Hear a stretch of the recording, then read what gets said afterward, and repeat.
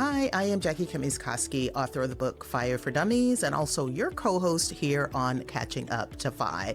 So this is a special midweek episode. We do these from time to time, and this is actually a two-part series about taxes that I did with the We Wealth Collective. We stands for Women Empowerment. So we talk about what every woman should know about minimizing taxes in retirement. And the topic is actually good for everyone, but it's specifically geared toward women. And I had some things and some issues I had to think through when I retired early back in 2019. So I've got that, I'm a CFP, and I dive into all kinds of tax considerations that you want to look at different ages and stages in retirement. So I think it's going to be really, really helpful. So tune in. We'll air part 2 next Wednesday. And just a quick disclaimer that I am not a tax expert. Everything that we discuss is for information and educational purposes only. And there is a ton of great discussion, great questions. So I think you're going to love it.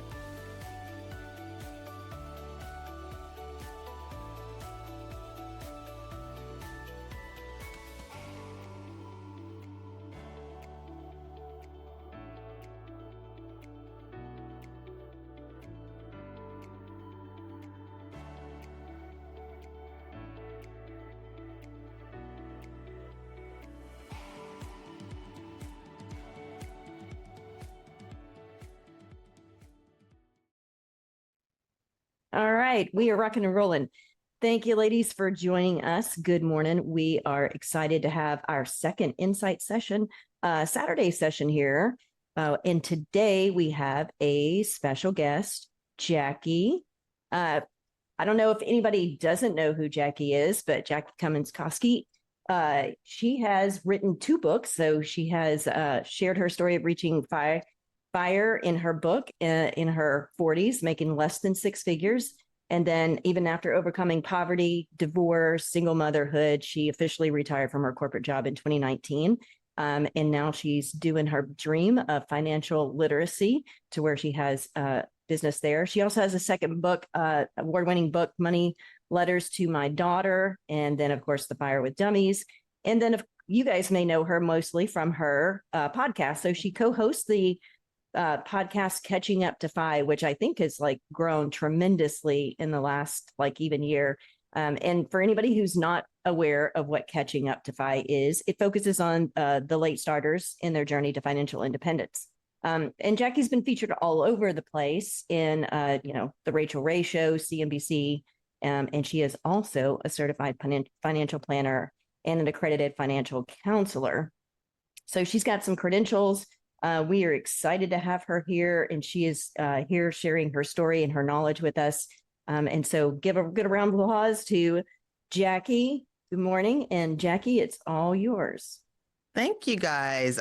It's an honor to be here. I was talking to Sandy before we got on, and I'm like, one thing that I've learned since I retired is the activities or presentations that I get more excited about. And I was excited about this. And I think it's because I love being around other women, and I love breaking things down and making them simple, things that everybody else in the universe have made just way too difficult.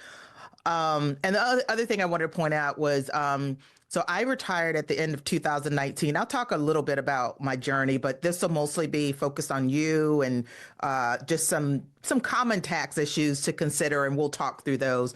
But for my CFP and the AFC, of course, if anyone is interested in those, definitely hit me up. But I didn't get those until 2 years after I retired. So I retired myself before I got any of those credentials. I didn't need those credentials to retire. I just wanted to be able to help other people. And it helped me fill in some gaps because obviously when I was retiring, I was worried about Jackie and the things that affected Jackie, not the whole thing. And so when I got the credentials, it just filled in some gaps. And I'm glad I did. I'm proud of those credentials and everything, but I just like to make it clear that that's not what got me to F.I.R.E. So everyone in here probably could get there, with the focus that you have and attending a session like this where you can learn a lot. So let me see if I thank you ladies again for having me. Kim and Sandy work with me. We did a little pre-thing to make sure we had everything we needed. They are very loving of this group as I, and I think many of you made it to economy, and that's kind of where this group started, right? You guys started from when Sarah Catherine did a breakout session, and That is correct. yeah, That is and it's correct. growing Yep. from there. So I'm very, very proud of this group. All right, so I'm going to attempt to share here. And let me get it in slideshow mode. And can I confirm that you're seeing everything okay, Kim? Yep. Okay. Yep. All right. So I wanted to title this very women centric. And the one thing I've learned about the world of CFPs and financial planning, it is heavily male dominated, like about 80%. And I think it's right around 26% women. And these are people that hold the CFP credential. So, that's very disappointing. For people of color, I think it's like 2%. So much lower than the general population. And I have people ask me all the time, they'll say, do you know a woman? Do you know a Black woman? Do you know? And I have to really reach to try to find someone that fits what they're asking for. And I hate that I have to struggle to do that. So yeah, it's not great. And again, I'll do the pitch for anyone that's interested in getting the CFP or the AFC or whatever. Please ask me. I think a lot of women are, it looks kind of intimidating. And if there's another woman, it might make it a little more approachable. I know that's what helps me. I mean, some of the things I've done, I just felt way more comfortable chatting with a woman that was just a little more just understanding, and the approach was just different. So I titled this "What Every Woman Should Know About Minimizing Taxes in Retirement." So that's everything that we're talking about. This tax stuff, it really is woven throughout almost every financial planning topic. So if you have questions about anything, even loosely related to it, do not hesitate. There are no dumb questions. I remember I had a teacher that said, the only dumb questions are the ones that you don't ask. So it doesn't matter how basic. There's just some terms that people throw around and you don't really know what they mean. So feel free to speak up, put it in the chat. I'm more than happy to elaborate, because more than likely someone else has that same question, and it can help make the conversation more rich, where you're not missing important stuff because that basic, was not there.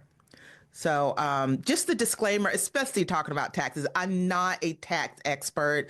I do have these credentials where it has been very helpful to be able to understand, explain, and educate others on this. But I always encourage people to do their own research. If you feel like it's necessary, hire a professional. If you do it yourself, or there is a ton of information out there, not to mention the most authoritative sources like the IRS. The IRS website actually does a decent job of covering some of these. They don't like to give they don't want to give tax advice or anything like that, but there's a lot of resources. So if any of these topics, any of these areas, you're like, I think I need to do that, just make sure you do the additional work to make sure that it works for you and you've gotten all the details that you need. But primarily, this is for information and educational purposes. All right, so a little bit about me. Thank you, Sandy, for the intro. That was great. So let me just highlight a few other things. So I retired at the age of 49 in 2019. It was December 6, 2019. And I remember, for anyone that went to the first economy, that we call that the COVID economy, because it was March of 2020. And this was the first event that I spoke at publicly to share my numbers. And it was the first thing I did after I retired. When I was working, I didn't feel comfortable, I guess, out of respect for my employer, to talk about my numbers or my plans to retire early and be out. But I was there for 21 years. So I was there for a long time. I mean, these days, nobody's working at a job for 21 years, whether you want to or not, because, there's other decision makers in that. I am divorced, African-American single mom, and I have one daughter. That's her back from 1996. And I can share some good news with you. So I just found out my daughter is pregnant. She's 30 now, so that was a long time ago. But I just found out she's pregnant, so I'm going to be a grandma for the first time. So I'm happy about that. So like I said, she's an adult daughter. She's about to turn 30. And when I retire, back in the day, I would say I started learning about FIRE in 2014, 2015. And back then, if you guys know, it was mainly the tech bros, engineers, high income, a lot of times no kids. None of them looked like me or had a profile like me with the, divorce and kids and the lower income compared to some of their incomes. So it took a lot for me to put the pieces of my puzzle together because it looks so different. I still learn a lot from them, but I had to do a lot on my own because it wasn't tailored for me. It was tailored for, young white males primarily at the time. We've come a long way, and there's been definitely a huge evolution of the FIRE movement that, to me, makes a lot more inclusive and waves a lot more people in. So this was my big wake-up call, and I wonder if any of the ladies, if this sounds familiar, because this happens a lot. I didn't realize it at the time of my divorce, but excuse me, at the time of my divorce, there was a huge disparity of what I had in my 401k and what my husband had in his. And there's a number of reasons for that, but he had $100,000 more than I did. So thought I was doing good. I'm in my mid 30s at this point, you guys. And I had about $20,000 in my 401k. And my husband had $120,000. Huge disparity. Well, I did some research, and Bank of America had done this, the survey where they looked at all their employees and they segmented it by men and women. And the disparity was very close to this, except I think for women, it was like for women, it was an average of 30,000. For men, it was average of maybe 110,000. But there's that big disparity. I'm like, okay, it wasn't just me. It happens a lot. And there's things like my husband was a little more aggressive in some of his investments. We were saving nearly the same, but his salary was increasing higher than mine. So the 6% or 10% that we were doing, it was more for him, right? Because he's got a higher salary. And just over time, that gap grows, and grows. And plus he worked for a very large, one of the top 3 banks. And back then you could put the bank stock inside of the 401k. And this was way before 2008 when banks were doing really good. So that was another reason. So there was just a number of things that once I pieced it together and thought about the compounding over 10 years and how this grew, it was just crazy when I saw this because I had no idea. We didn't sit down and look at the stuff together. We should have been. But after that moment and after I realized this, I already felt bad going through the divorce, with a lot of stress and anxiety and just so many things. So I walked away from that saying, I never wanted to feel this financially ignorant again. And that was my wake-up call. One of the first things I did, I ended up joining an investment club, made me realize how important community was to me. And frankly, I just got tired of talking about my divorce with the people that I knew because, that's what everybody's asking about. And I was just tired of talking about it. So at least with these investment club people, they didn't really know me before then. And I could talk about something else that was actually going to be productive and got me off of a subject that I just was sick of talking about. So I'm very open with my numbers, and I started this in 2020 at the First Economy. And I just always said, when I was learning about this personal finance stuff, it helped me so much that for people that would show me their numbers, give me something tangible, because you saying I made a good income. So what does that mean? 80,000, 150,000, that's not helpful. But if I could see a little more specific numbers, I can adjust. Just like, the early guys of the FIRE movement, if I saw their numbers, I knew that mine weren't going to be exactly like theirs, but it gave me some reference point that could possibly help me craft and customize my own numbers. So it was so helpful that I wanted to definitely return the favor and really do something that people, especially in the financial planning industry, they don't show their own numbers. If you ask them what they're invested in, they're probably not going to tell you. If they're going to ask you how much debt they have and all that stuff, they're not going to tell you any of that stuff. It's like so taboo. And I'm just tired of the taboo of talking about money. And that's why I love this group so much as well, because we're openly talking about it. So this is my income and expenses. And this snapshot is from the time I retired. So the end of 2019, 2020, I had all these numbers together and I decided to just put them on out there.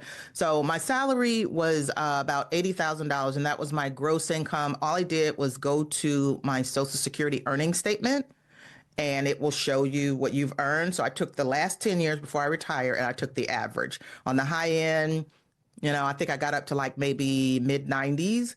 And on the low end, during that 10-year period, it was like maybe in the high 60s. But on average, it was about $80,000 a year. Then I had about 2,000 in other income. We all got to have a little side hustle, something going on. Most of that was probably book stuff. Had $70,000 in debt, and I still have my mortgage.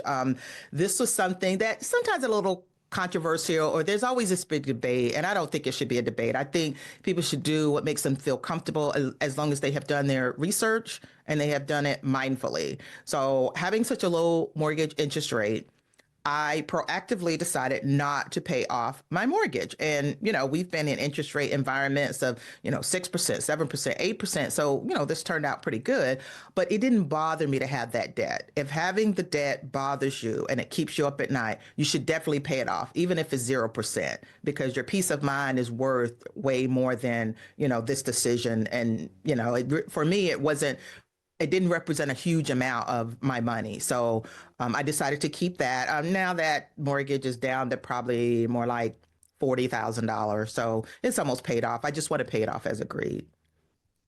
My annual expenses was about $45,000.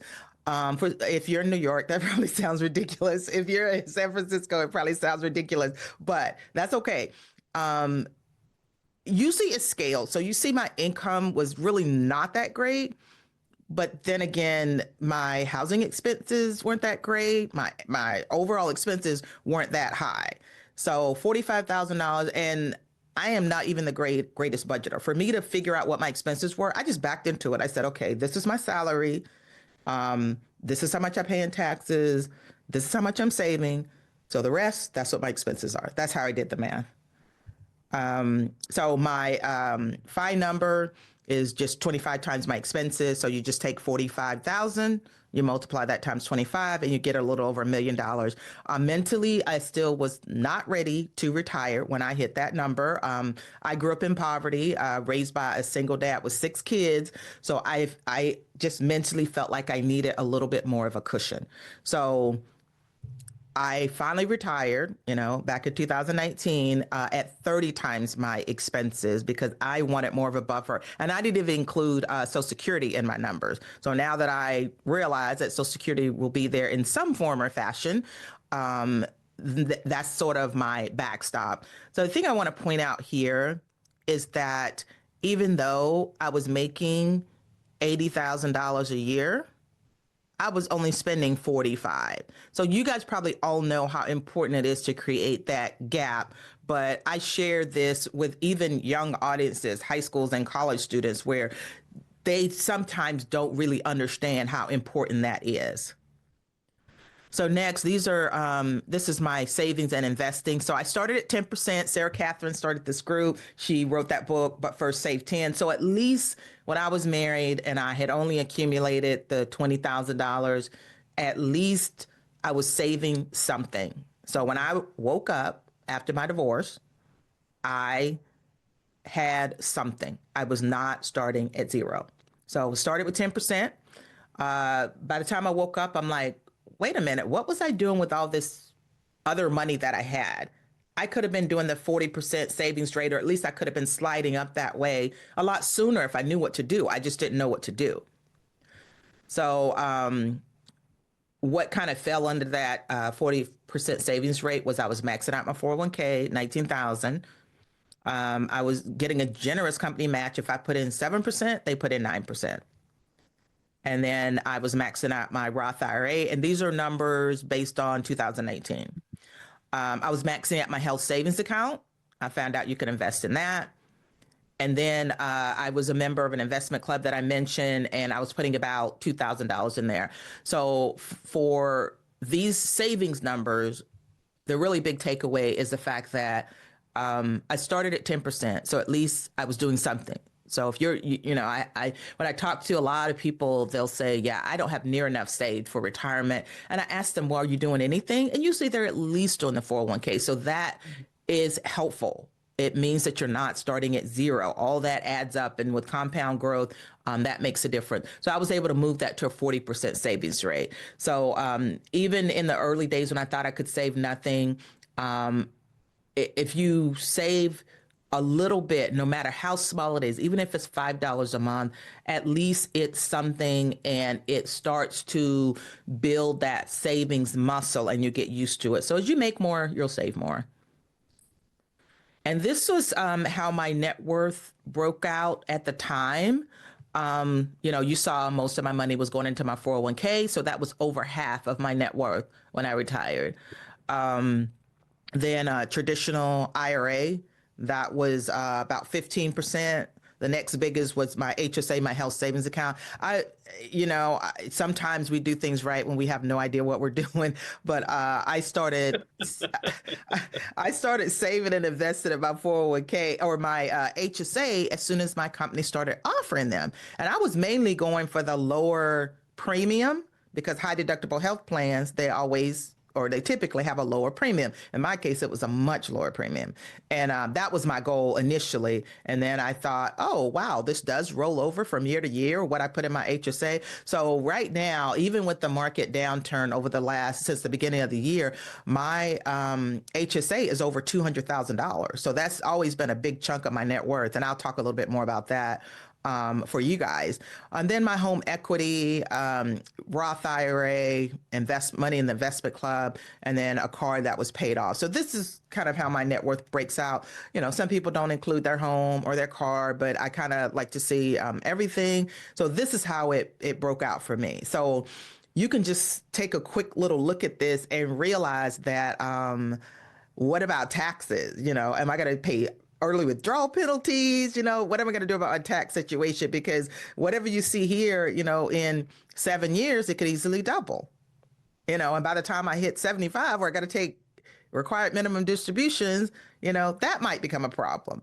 So, so this is kind of my starting point with trying to figure out my tax situation. And for the longest, I didn't even think you had control over taxes, but I learned that you do, and that's why I wanted to do this session, and I was happy to talk about it.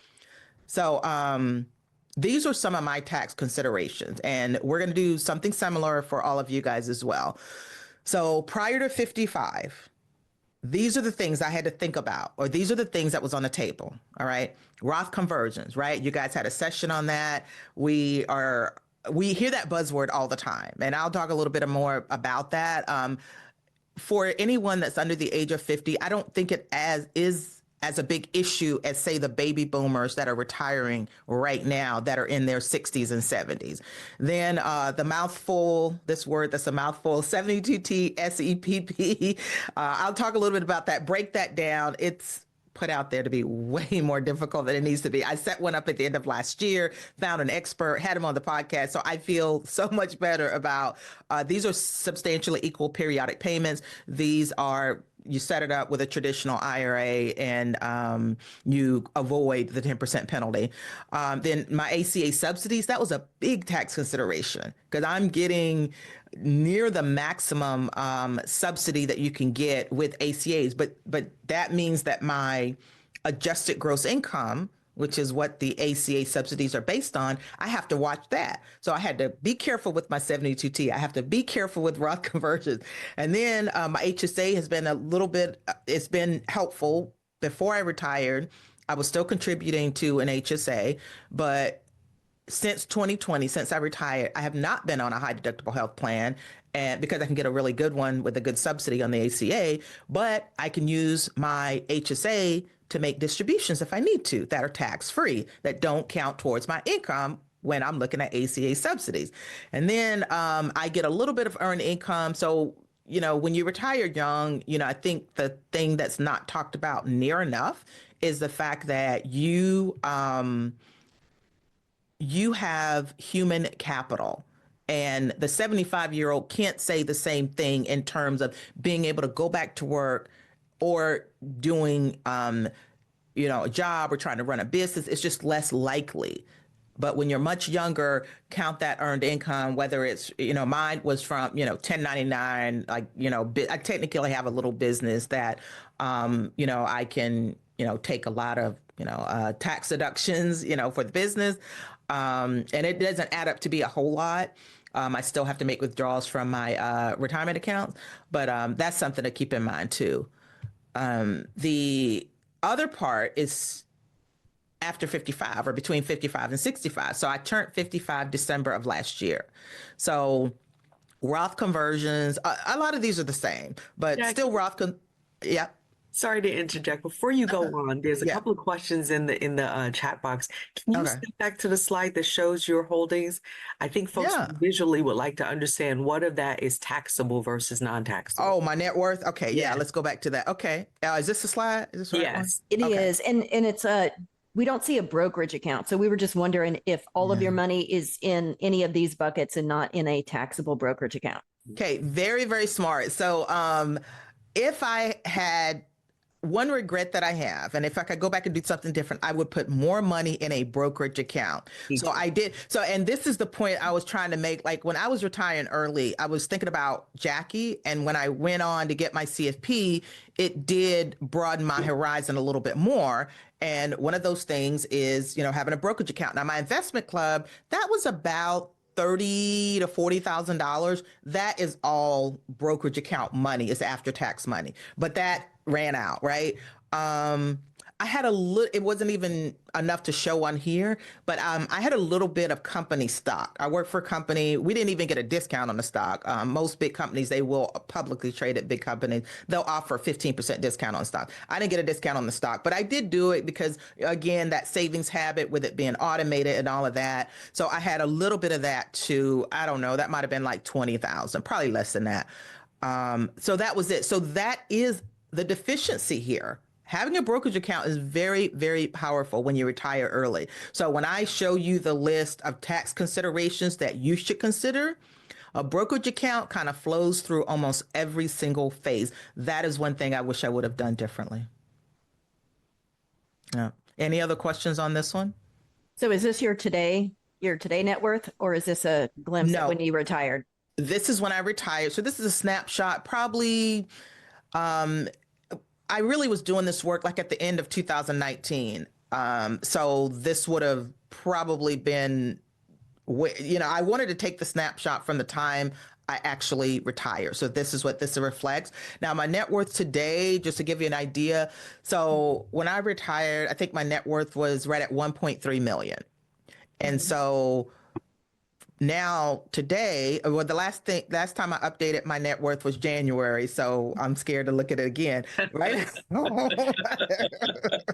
But it was I was right under $2 million. So it has not quite doubled, but almost doubled. And part of it's that I am making distributions. There was only 1 year out of these 6 years that I did not have to take anything out of my retirement account. So once my brokerage account ran out, okay, I started taking my Roth contributions, which there's no penalty for that. And then I started thinking, really your Roth money, since it's tax-free, you actually want that to grow the most, right? Because you're not going to pay taxes. I'm like, why am I doing this? And that's when I decided to go ahead and set up the 72T. If I had a bigger brokerage account that was still around, I may not have had to do the 72T. I'm kind of glad that I did, because whenever I do stuff, I do look at the time it takes to do it and all the research or whatever, but I also put a value on what am I learning as I'm doing this. And I'm really, really happy that I learned so much about a 72T, mostly that everyone else was so scared of it unnecessarily, because even the professional CPAs and CFPs, they back away from the table really quick with when it comes to 72Ts, mainly because they don't understand it, or they don't know, they haven't worked with people to actually do it. They just see two or three different things, and they just so quickly just say, "Oh, that's just too much." Well, I found a 72 expert that he does this in his sleep. So when I talked to him and looked at what he put out, he answered every single question that I had. He has this free guide, and I'll mention what it is, but it's 72tcalc.com is the website. But it really made me understand how a 72T works. And so I talk about it a lot more now because there's just too many people saying how hard it is, how difficult it is, how bad the penalty is, how easy it is to make a mistake. And it's not to say that those things are wrong, but that's true with almost anything you do. That's true with the Roth conversion. That's true with almost everything. So Someone asked the question as to what is a 72T? yeah, we're going to get into the 72T. Yep. Yeah, we'll get into that. And I'm glad that I'm bringing a little bit of new information. So yes. Okay. Any other prior slides that anyone had any questions about, or any other questions about this one? Nothing else in the chat so far on those. I think we're good to go forward. But keep them Okay. coming in the chat, ladies. Yeah, keep them coming, please. And if I don't pause myself, ladies, pause me just like you just did. So turning 55, there was a few other consideration. Now this is just showing for me. I'm going to show you a similar slide of almost all the things that you should consider within different phases and ages of your life as you retire. So 72T, so I still have that coming out. So even though the 72T, which it's just a way that you can get money out of your traditional pre-tax retirement account without paying the penalty, but you still have to pay taxes. So I still have to watch that even after 55. It has to go on for the longer of 5 years or until you turn 59 and a half. So I turn mine on at 55. I get these regular payments. It has to be the same amount every year. But it's still, the money that's coming out is still taxable. I get $15,000 a year. So again, I have to be careful with the ACA subsidies because I'm still not Medicare age. And then I still have the option with the HSAs. So right now I'm not making contributions. So I must have copied that over, but I'm only making distributions. I choose a new health plan every year. So I guess it's possible that I could make distributions if I choose an HSA plan. But as of this year, I haven't had an HSA. But if I do, I can still make contributions prior to 65. Then the earned income is still there. And then I have this, many of you may have this as well. We know that company pensions are going away, right? Even some government pensions are changing. So the company that I worked for 21 years, I didn't even realize we had a pension. I started working for them when I was in my 20s. So when I started in my 20s, the way that it worked is they put money on behalf of employees. I didn't put anything in there. And so then they started talking about, oh, we're freezing the pension. Now, what that means is that you can't make any new contributions, or your employer can't make any new contributions, but it's still growing. It's still invested in something. I don't have control over those investments, and I don't have, any kind of market risk. So I don't have to worry about that part, but it will continue. It continued growing, and I still haven't turned it on. Part of the reason is because I decided to set up a 72T, but that small pension is growing. If I were to take, I think I decided to take monthly payments. You can call it annuitize it versus a lump sum, because I was going to take a lump sum, but it's only going to be about $500 a month. But you know what? That's nothing to shake a stick at. $500 a month is pretty darn good, and it just at least puts me in a position where that's $500 less that I have to take out of my retirement accounts. So that's how that works. So these were Jackie's, and if you were to have any kind of exercise after this, make your own slide that says Kim's tax considerations, Sandy's tax considerations, so that you can kind of have a sense of this is what you're looking at. Some people don't have a pension at all, so you would scratch that. You don't need to use that. Some people got a decent brokerage account, so they might not need the 72T. They may have a spouse that's still working, so they may not need the ACA subsidies. So yours is going to be unique for you, but I kind of just wanted to show you these are all the tax considerations I had to think about as I retired. Okay, so let's talk about you guys. So Unfortunately, there's a big problem with taxes. And this is the problem that we're trying to solve for. So, for all these reasons, this has been a difficult topic for a lot of people, including myself.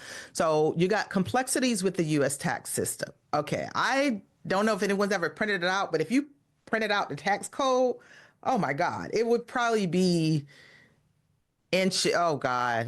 ruler size, probably yards. I can't even imagine how big it would be. But our tax system is very complex. There's a lot of bells and whistles. So when you hear people say, these wealthy people are not paying any taxes, well, that's because they have either hired someone and they take advantage of the tax system so they can legally not pay taxes. There's so many things you can do. And the tax code isn't unique to wealthy people. There's some of these tax provisions that you can use. Now, the wealthy people, you could probably add like 3 or 4 zeros, but still, we all have to use the same tax code. It's just so complex that most people don't have, their own CPA on speed dial or a team of professionals on speed dial to be able to do that. But you can take advantage of some of these things that are going to be to your benefit. So paying more, another problem would be paying more in taxes than you legally need to. That's, again, just not knowing what things that might be, what maneuvers or strategies that might be available to you. And then, just like I showed you, there's multiple tax considerations at the same time. So while I'm trying to save by getting ACA tax subsidies, I'm still like, okay, I need to do my Roth conversions and I need to take out money from my 72T. So there's just so many things converging when it comes to taxes. So that's an issue. And then having too much in IRAs and other pre-tax accounts subject to RMDs, required minimum distributions. This is the big one that people think about, where they're like, oh, I need to do Roth conversions. This is the thing that usually gets people attention, that they don't want to end up with a supersized IRA that's subject to RMDs. For instance, if somebody had $3 million, then that could equate to them having to take out, let's say, $200,000 a year. And they're like, oh my gosh, I don't want to pay all these taxes. There's some things you can do with that. And that should probably always be on the horizon, which is why you see so many people talking about Roth conversions, because that's a way to get money out of your traditional IRA into an account that is not subject to RMDs. And you pay taxes when you do that. But like if somebody is, let's say, if somebody's like 69 years old, they may be in a rush to do these conversions, right? Because they're really close to doing RMDs. But if you're far away, you've got plenty of opportunities to be able to do something about it.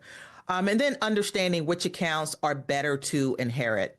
So as we get older, even now, I'm only 50 something, but there are a lot of things to think about in terms of which accounts are better for certain people in your life to inherit. Is there certain accounts that are better for a nonprofit?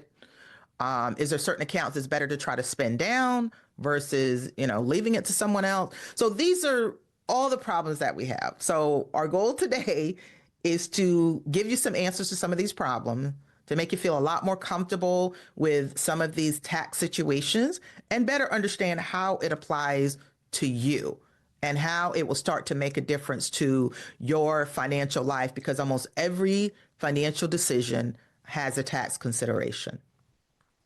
So any questions, you guys?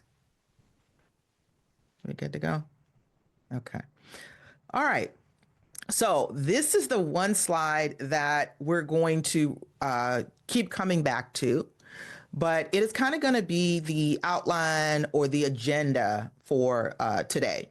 So we're going to look at these different ages and stages and the tax considerations you want to keep in mind. Okay. And I will give a copy of this whole presentation to you guys so that you can share it as you would like.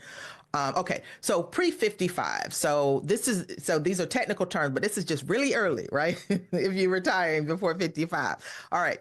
So many of these I did use, but you've got Roth conversions, you've got 72T, ACA subsidies, your health savings account, earned income, because you're young enough to where you may be doing projects or bringing in money through some way that's considered earned income. Earned income can be either 1099, W-2, maybe you work part-time, but so the term earned income is an IRS term, okay? And then tax harvesting of your brokerage account.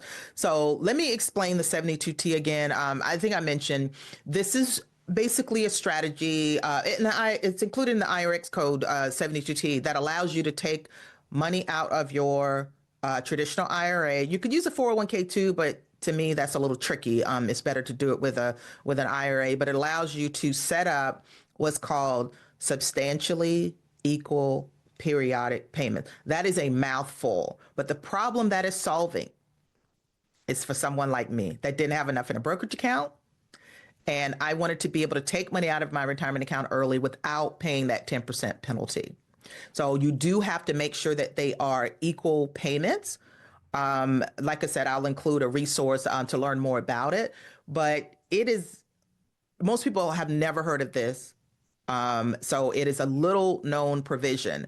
But again, now that you know that this is an option where you can actually get money out of your retirement account early without a penalty just by setting up these regular payments, that could be an option for you. It does have to continue for the longer of 5 years or until you turn 59 and a half.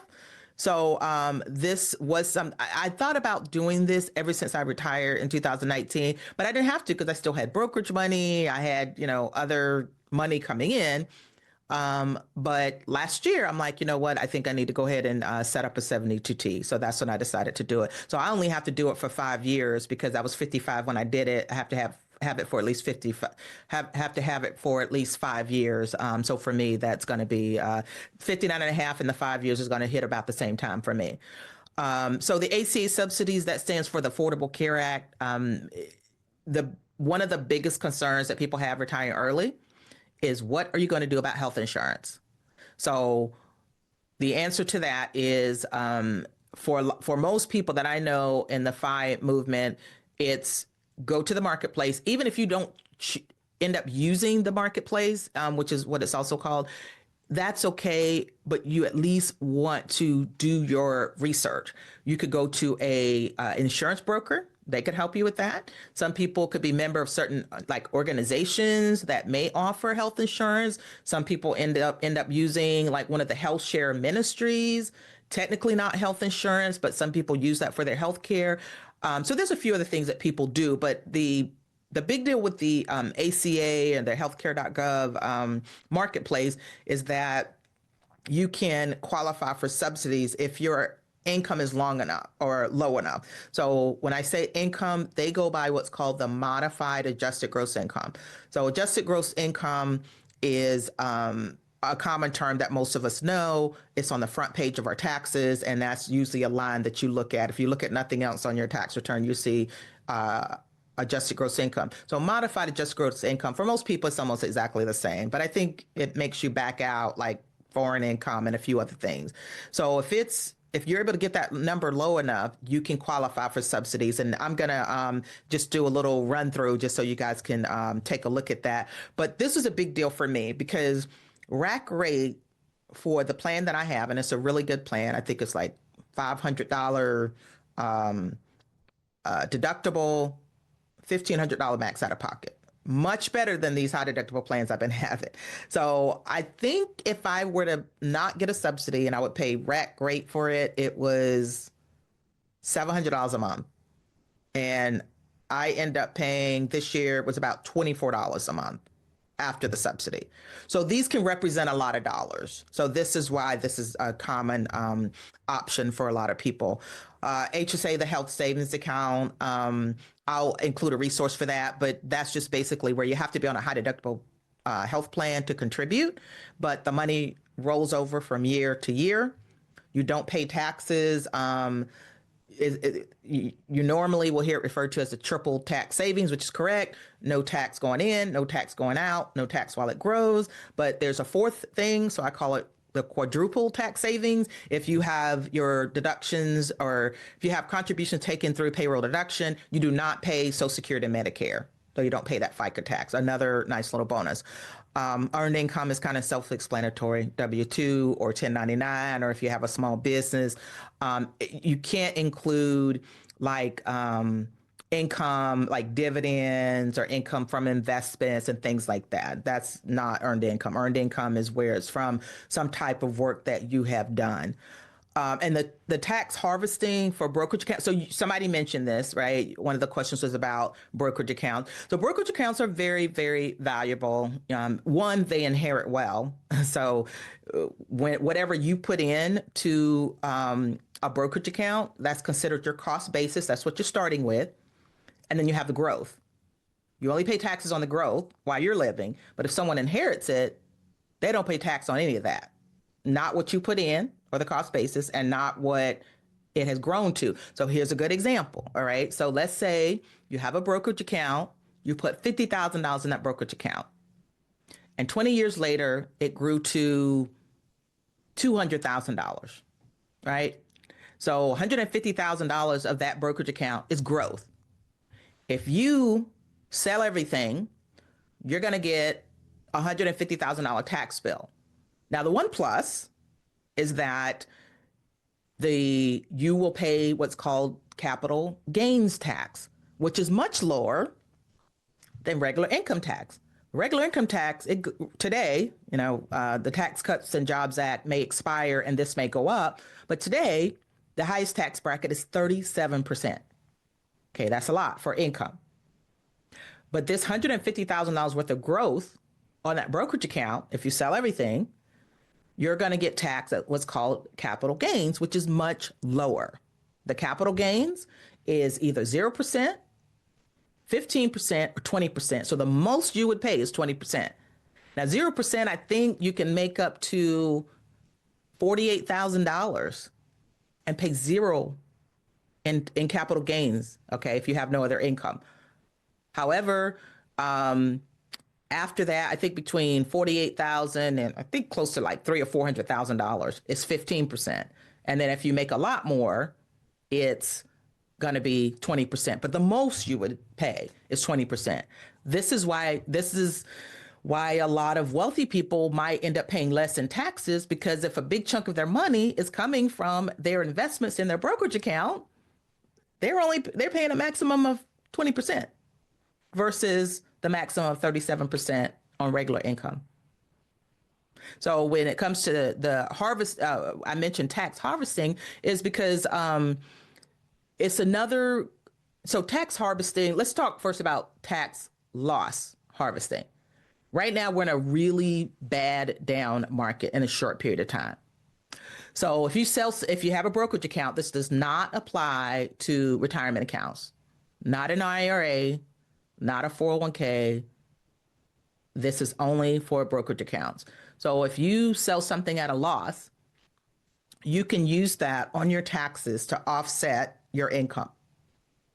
But you can only do $3,000 a year. You can carry it forward. So let's say if you sold something at a loss right now and it was $10,000, you can't take a $10,000 loss in that same year, but you can do $3,000 this year, $3,000 next year, and you can, let it go. So that's why people talk a lot about that.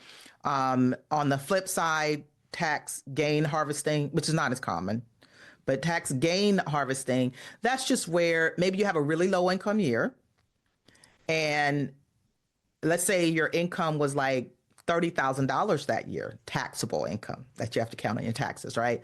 Well, you might say, well, wow, if I sold something at a gain, I could go up to $48,000 and still pay 0% in capital gain taxes. So again, that doesn't happen quite as often as the tax loss harvesting, where you can you can offset your income by using $3,000 a year of losses. So when you hear those terms, to me, they sound like a mouthful. So tax loss harvesting, that's just you're selling something in a brokerage account at a loss so that it can offset your other income and you can carry it forward. Tax gain harvesting, which you don't hear as much, but it could be a low income year where you kind of want to fill up the bucket of being in that 0% capital gains tax bracket. So I mainly wanted to mention these to say we hear these big terms all the time, And to me, it's just a mouthful. You sound really smart saying them. So I just wanted to kind of break them apart so that you can better understand what these tax provisions are and what they really do. So this is pre-55. So you have any questions with these? Jackie, there is like a loads of side conversations in the chat going on with Okay. so many different topics. But one topic that keeps coming up over and over is the ACA subsidies. People are concerned about what if they go away. People are asking how are people planning around that? How do you plan to account for that or account for them going away? And I don't know that anybody has a crystal ball, but that's definitely a repeated theme that comes up in every conversation. Okay, so thank you for bringing that up. And I've gotten asked that a lot. And almost every single year I get asked that because the Tax Cuts and Jobs Act and all these provisions, I'll quit even naming the provisions, but there will always be some type of tax provisions. Typically, there could be major tax provisions when the president changes, right? Typically for 4 years, that president is going to set the things that they want. Okay, so the way that I do it, because, when COVID hit, I thought, oh my God, I retired at the exact wrong time. There was, COVID, and then there was a change in presidents that very following year. And that's when I got asked that question a lot. And I asked myself that question. So when you are doing your planning, the best you can do is plan for the law as it stands today. And I just remember, this Tax Cuts and Jobs Act where it increased the standard deduction. It did a lot of tax things, right? Just 6 months ago, if you talk to a bunch of the professionals, all right, most of them thought it would go away. And now we're back to the way it used to be. But after the outcome of the election, the person that put the Tax Cuts and Jobs Act in place is now in office again. So now all those people, they're pretty sure it's going to stay and all these tax provisions that is packed in there. So you just never know what's going to happen. All you can do is work with what the law is today. And if you want to estimate, go high. Like for instance, with my ACA subsidies, I really didn't even plan on those. My health insurance, I think I budgeted about $500 a month. And I continue to budget $500 a month, even though I'm only paying about $23 right now. So I do some mental accounting and I realized that could change. But my dad used to always have this saying, he would say, you got to get while the getting's good.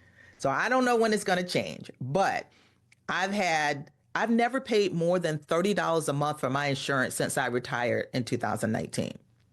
So I have benefited from from having this law in place. Now, we don't know if it's going to change. We don't know if it's going to go away. We don't know if Social Security is going to be there. We don't know how it's going to look like, what it's going to look like. Same thing with Medicare. We don't know. So you got to think about, okay, so if you don't try to plan, so what do you do instead? Do you just kind of sit and say, let the chips fall where they may? You got to do something. So come up with a reasonable number of what you think you would pay, or go with a higher number. And that way, if it's lower, then you got extra money in your pocket. That's what I did with my health insurance. I went high, and now it gives me extra money now that it's low, but I don't know if it's going to change next year. So those are always good questions. And I think those are good things for you to sort of process and think about. That honestly, almost everything to do with taxes is always subject to change. Now, most of these will take congressional action or congressional approval. So they're not going to be changing every year, but they could easily be changing, every 3 or 4 years. So just know that the stuff we're talking about today, this is the law as it is today, and it could certainly change. And there's just all this talk in Congress and with the administration now of different things that they want to do. And some of it could be to the good, some of it to the bad, depending on what situation you're in. So it's hard to call it good or bad broadly, but for you, what is going to benefit you and what is not, and how do you work around it? You got anything else, Sandy? Some side conversations about the rule of 55 and some 72 Ts. Yeah. But I think there's we're crowdsourcing knowledge. There's some smart ladies in this group. Yes, yes. And we're going to talk through those. So this is, so specifically, this section is pre-55. Okay. So whoever mentioned the rule of 55, definitely smart. So this is where you want to consider that. All right. So this is, your Roth conversions is kind of always there. And I know you guys had a session on that, but just broadly, the Roth conversions, basically you're taking pre-tax money in an IRA and you're moving it to a Roth IRA that will not be taxed when you take it out. However, when you make that, when you do that conversion from traditional to Roth, that's a taxable event. So it's smart to do it in a low tax year. So if you happen to be retired, maybe the first 1 or 2 years, you're living off of money in a savings account or brokerage account, ideal time to do a Roth conversion. But you don't want to get hit with a big tax bill. So you do a little bit at a time. And so a lot of what's in this next section is going to be the same as what was in the prior section. Okay. So the only thing different here is the rule of 50 and 55. And we'll dive into that a little bit. I have a slide on that. And then I mentioned a pension because most pensions, even if you have a frozen pension, like I had a frozen pension, most of those, I mean, if it's government, maybe they'll let you have that at 50, but most of those you can't start until 55. Mine, I couldn't start until 55. So even though I kind of have these broken up by ages and stages, these could easily overlap. So this is kind of very loosely put together on things you should think about through these different, phases of your life. So,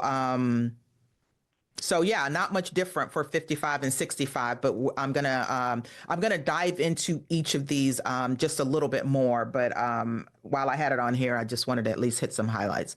Let's see here. Then 65 and 75. So we know 65 unlocks Medicare.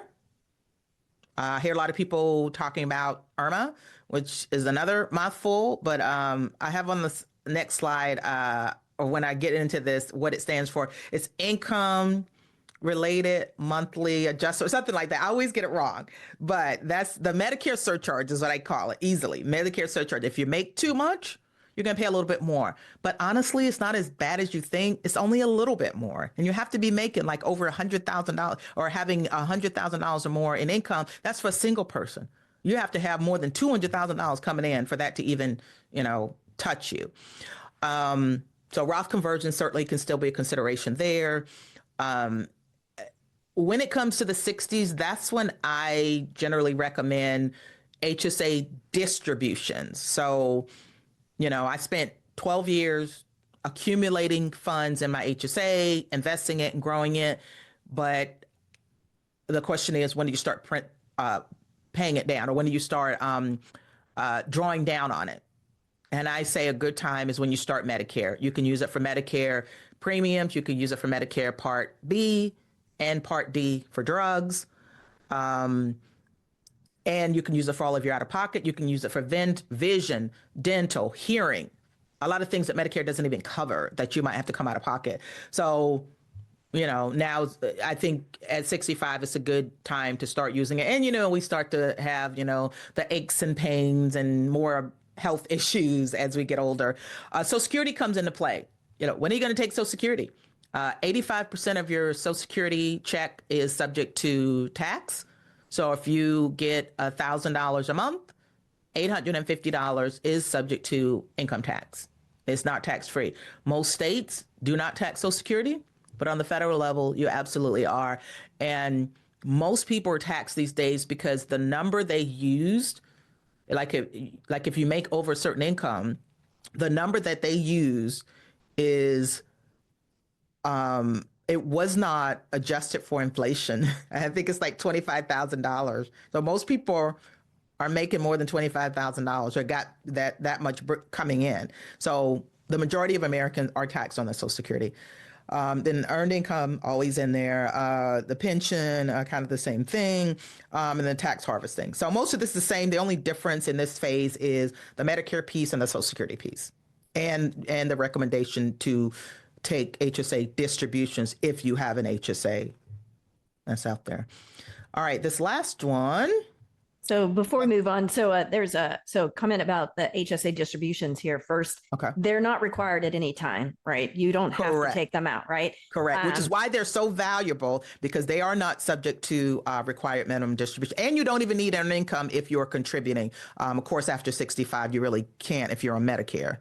And Jackie, I think you're one of the first people that I've personally heard that put a date on when it's best to start taking those out. Yeah. And I love that, because here's the thing is that the law just changed. And when you leave an HSA to somebody, it becomes taxable.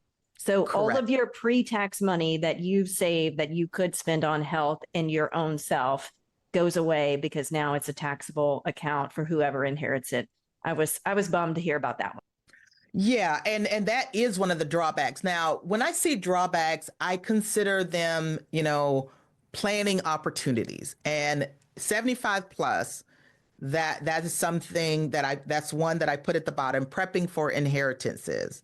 So if you leave it to anyone else other than a spouse, it becomes taxable that year.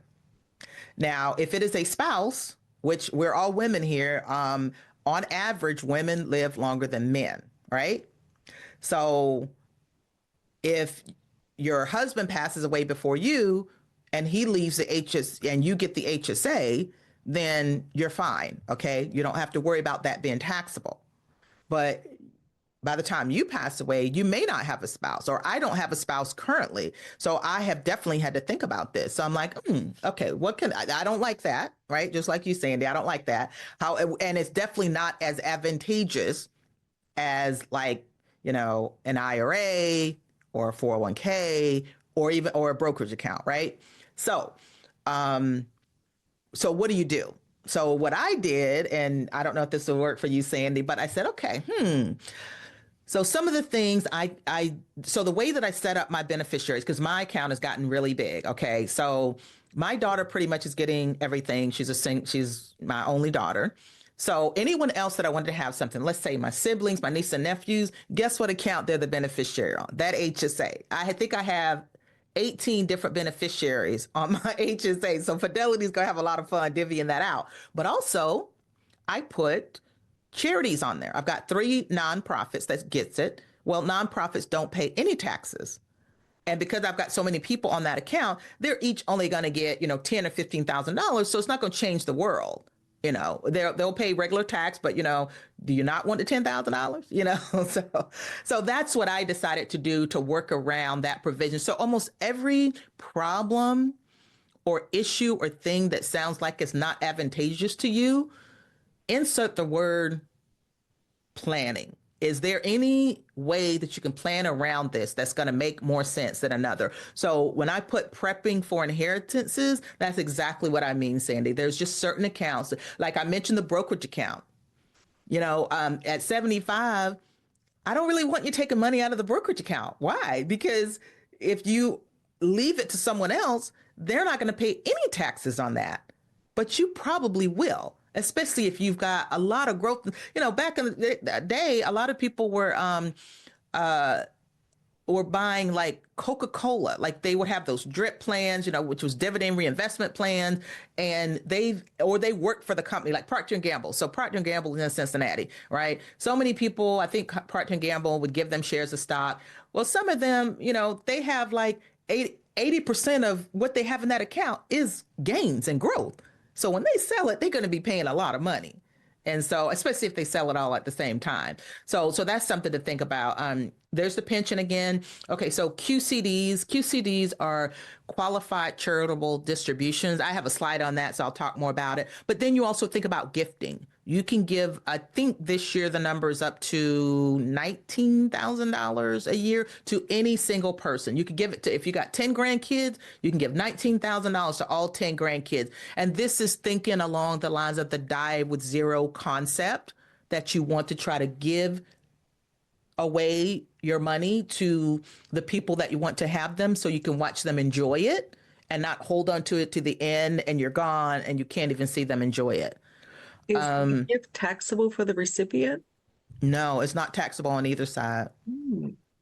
And for up to the $19,000, that just means that like you don't have to file any paperwork, you don't have to do anything with your tax. It's easy. If you give any one person more than that, then technically you're supposed to fill out a gift tax form. I mean, I don't know that anybody really does it just because the estate tax is so high now. I think it's like $13 million. Nobody's really gonna, most people aren't that close to $13 million. But yeah, so $19,000. So if you hear that number, or you may hear people saying, oh yeah, you can only give, this much to each person every year. But there's a good way to get money out of your name before you pass away to someone else. And maybe you give them guidance on what you'd like for them to do with it. Technically, if it's a gift, you have no rights of ownership anymore. You've given it away. But yeah, so there's so many cool things that you can do with prepping for your inheritance. So it'll come, so think about, what you're putting in your will, who you're naming as your beneficiary, if you have a trust, who you're putting in the trust, stuff like that. So so the QCDs, the qualified charitable distributions, those are basically where you're able to take some of your RMDs and you can make a contribution to a nonprofit or charity, and that helps with taxes because, you obviously get the tax thing without having to itemize or whatever. So you can see, again, many of these overlap with the stages. This is kind of like a roadmap, if you will. So this page might be valuable to you to help you remind you of certain things. This is absolutely not, inclusive of every single tax provision that could be out there, but these are the big ones. Okay. You may have some other unique thing going on with yourself that you need to consider. Maybe you have a lot of real estate involved. Maybe you have, just some other things that you might want to consider, but this could serve as a really good roadmap. And this is sort of like the agenda, which we covered a lot of them today, but I have a couple of fun things I wanted to highlight on some of these. So I'll pause for just a minute. Any questions, Sandy, Kim? More lively discussion about just planning around gifting and strategies and things like that. So some good stuff. But again, we've got crowdsourcing with some super smart ladies that are filling in some details. Great. Yeah. And that's the main thing. This is great food for thought. So things that now that you know some of these things, you can add it into your overall picture, your overall strategy to make sure that you are incorporating the tax consideration of all of your decisions, which again, when you think about the super wealthy people, man, they got some really good strategies that they are using. So when you hear people say wealthy people don't pay taxes, that's partly true because they are implementing some of these provisions and probably and there's again several other, more complex things that are out there. Maybe they are more beneficial to somebody that does have a lot more money, but there's some other things out there, but these are the big ones. So, Bill, as you know, we cannot do this show without our amazing staff and the people that help us put this on. Our social media maven is Diana Falk, and our editor is Fritz Brazard. We love them, and they keep us going. Yeah, Jackie, I mean, this show wouldn't have the quality it has without our folks, our peeps. And we'd also like to give you a few calls to action for the show. We love our community, and we hope you love us back. If you would like to support the show and our mission to help late starters, you can do that at Buy Me a Coffee, which is a platform that allows you to make a donation. The link is in the show notes and on the website. Check out the show notes for resources mentioned in today's show. Also, head on over to our website at catchinguptofi.com and check out our vetted resources, partners, and affiliates for discounts and their services because we love sharing great deals.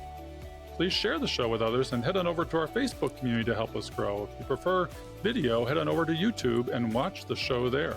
We hope you've enjoyed this episode of Catching Up to Fi. We would appreciate it if you could also leave us a 5-star review to help our message reach others. And while we are financial educators that love to teach, remember that our content is for general education and information purposes only. We are not providing financial, legal, or tax advice. Always do your own research or consult a professional before making important decisions. So, Jackie, we'll see our audience next time on Catching Up to Fi. Cheers.